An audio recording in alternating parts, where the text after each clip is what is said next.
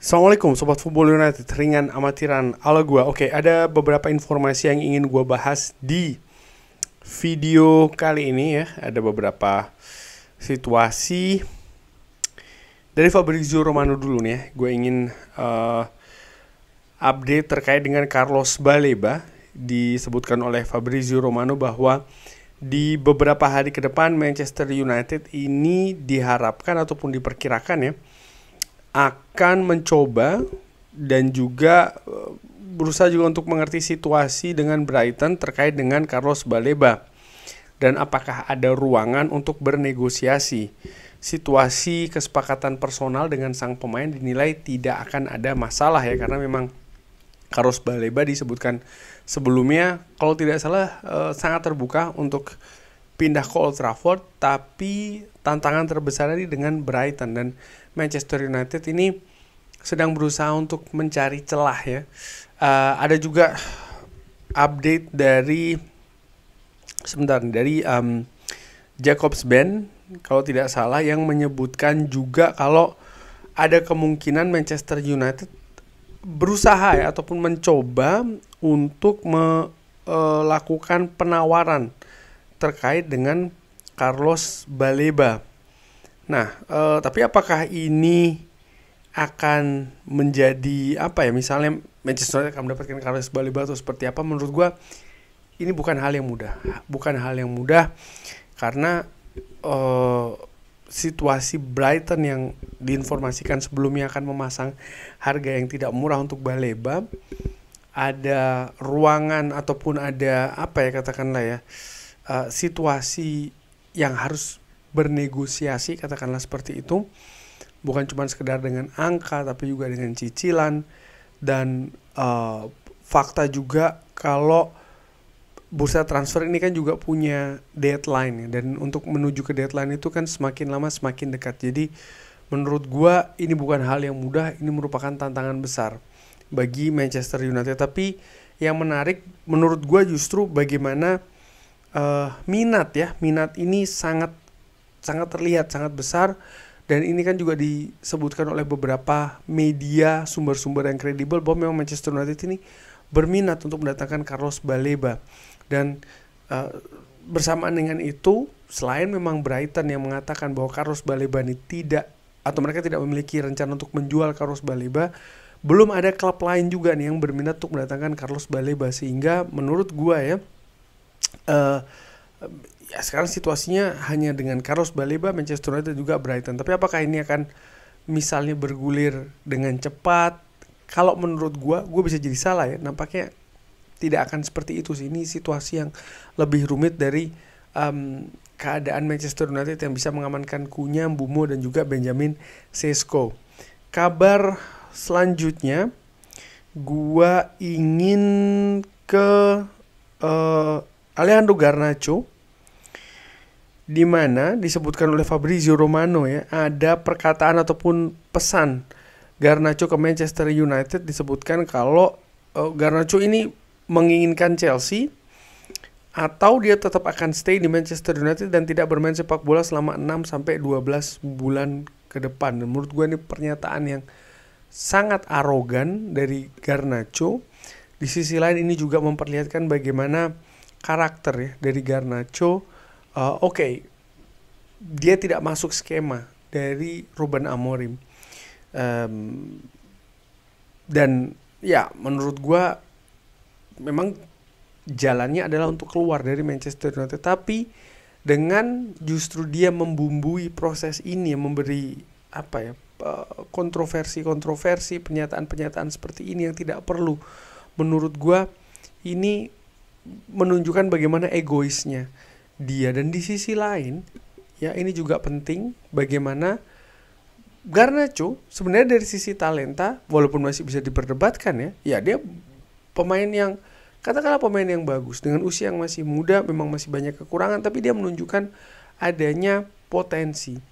Nah, apa yang dilakukan oleh Garnacho menurut gue ini memperlihatkan hal yang dibutuhkan oleh Manchester United. Ternyata tidak bisa hanya talenta saja, tidak bisa hanya potensi saja, tapi bagaimana karakter, sikap dan juga mental. Ini penting. Di periode kesuksesan kejayaan Manchester United ya, jelas hal-hal seperti ini zero tolerance, tidak ada toleransi. Sikap-sikap yang tidak masuk akal seperti ini, sikap-sikap yang apa ya, menurut gue justru merusak ya. Dan ya semua juga tahu bahwa Manchester United memiliki kepentingan dengan melepas Garnacho. Saat ini memang sedang ada minat dari Chelsea, ada juga strategi yang disebutkan di video sebelumnya juga ya, gue menyampaikan kabar bahwa Chelsea ada kemungkinan akan memakai strategi menunggu sampai dengan bursa transfer ini mendekati ditutup dengan harapan valuasi dari Garnacho ataupun harga dari Garnacho dari Manchester United ini akan turun. Artinya apa? Sebenarnya proses ini memang menuju Garnacho untuk keluar dari Manchester United. Tapi dengan apa yang dilakukan oleh Garnacho ini menunjukkan menurut gue memang masalah di Manchester United ya.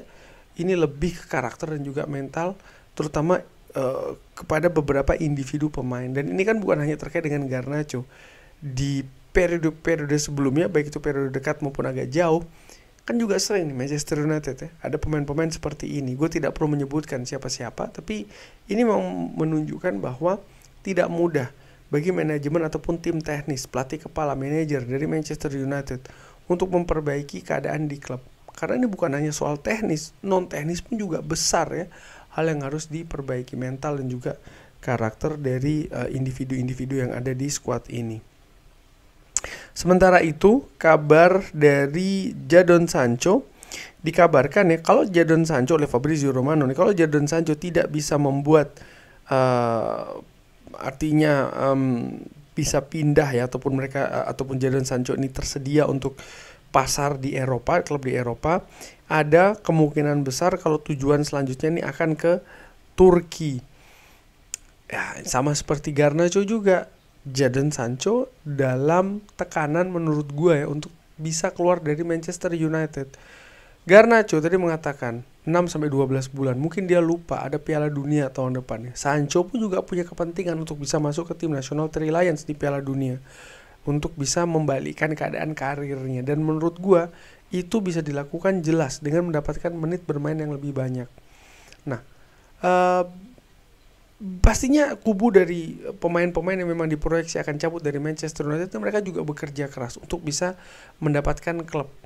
Dan Manchester United sendiri juga ingin sebenarnya pemain-pemain ini untuk keluar dari Manchester United. Tapi Manchester United juga memasang batasan-batasan harga, dimana ini hal yang positif menurut gue. Jadi Manchester United juga tetap ingin memiliki poin yang kuat di proses ini, di proses keluarnya pemain-pemain ini. Jadi tidak secara sembarangan saja yang penting keluar harga berapa saja, oke, enggak, ternyata tidak seperti itu. Tapi Manchester United juga ingin itu tadi ya, memiliki atau bisa menetapkan valuasi, dan yang paling penting itu tadi memiliki posisi di market. Karena ini efeknya panjang, bukan hanya terkait dengan bursa transfer musim panas ini, tapi juga musim panas selanjutnya, dimana ya ini juga merupakan menurut gue secara dengan amatiran hal yang ingin ditanamkan sebagai pondasi oleh manajemen baru Manchester United.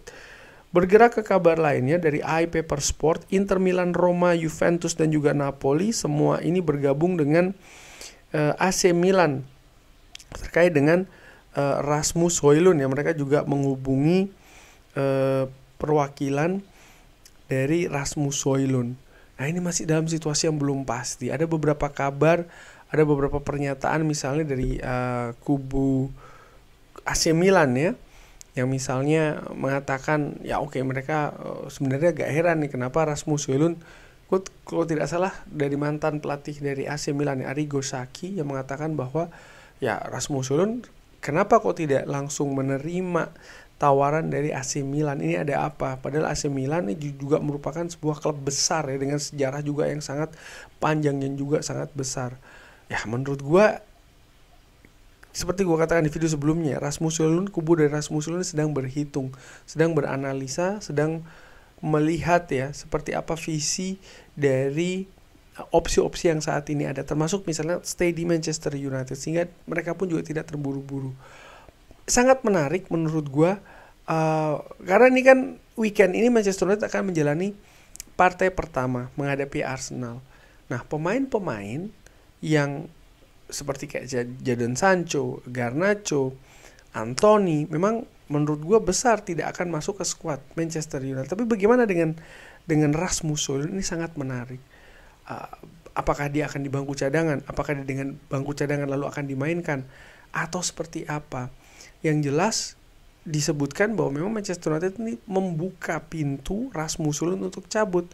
Tapi itu pun juga dengan pakem-pakem harga tertentu. Jadi tidak secara sembarangan ya untuk Manchester United ini melepas Rasmus Højlund, di mana saat ini faktor kunci dari sang pemain pun masih belum jelas nih. Apakah dia ingin stay di Manchester United, fight untuk tempat di posisi lini depan, atau ya dia mencari peluang lain di klub lain. Ini juga masih belum jelas. Dan menurut gua sama seperti dengan situasi Garnacho, Sancho juga ya, ini bisa jadi akan bergulir sampai dengan bukan menit, mungkin katakanlah hari-hari terakhir bursa transfer sebelum ditutup nanti. Ini sekali lagi memang sangat menarik ya. Situasi dengan penjaga gawang Donnarumma yang tadinya memang dikaitkan dengan Manchester United setelah Fabrizio Romano menginformasikan bahwa memang Donnarumma ini sudah selesai, katakanlah seperti itu, dengan PSG. Apakah ada kemungkinan datang ke Manchester United? Yang terbaru disebutkan bukan hanya Manchester United saja, dari beberapa sumber termasuk dari Fabrizio Romano, bukan hanya Manchester United saja yang saat ini sedang mengintip peluang untuk mendatangkan Donnarumma, tapi juga Manchester City dan Chelsea. Gua tetap berprediksi, katakanlah seperti itu, bahwa selama Manchester United tidak ada penjaga gawang yang lepas, tidak akan ada penjaga gawang yang masuk. Bahkan saat ini dengan apa yang terjadi, misalnya gue lebih memfavoritkan Manchester City untuk mendatangkan Donnarumma. Ini prediksi gue ya, secara ringan amatiran. Tentu saja gue ingin Manchester United untuk memiliki skuad terbaiknya, tapi gue juga berusaha untuk bersifat realistis. Dengan keadaan seperti ini, Donnarumma misalnya yang gajinya tinggi, PSG juga meminta biaya transfer, lalu Donnarumma yang musim lalu menjadi juara Liga Champions bersama dengan PSG, tentu saja juga ingin berada pada kompetisi elit tertinggi di Eropa Champions League, dan ini tidak bisa ditawarkan oleh Manchester United. Ketika ada klub lain seperti kayak Manchester City ataupun juga Chelsea yang saat ini berkompetisi di level tertinggi tersebut, UEFA Champions League, memiliki peluang yang lebih bagus. Belum lagi kalau melihat situasi keuangan yang saat ini terjadi di Manchester United, dan memang prioritasnya setelah lini depan kabarnya ini bukan penjaga gawang tapi lini tengah.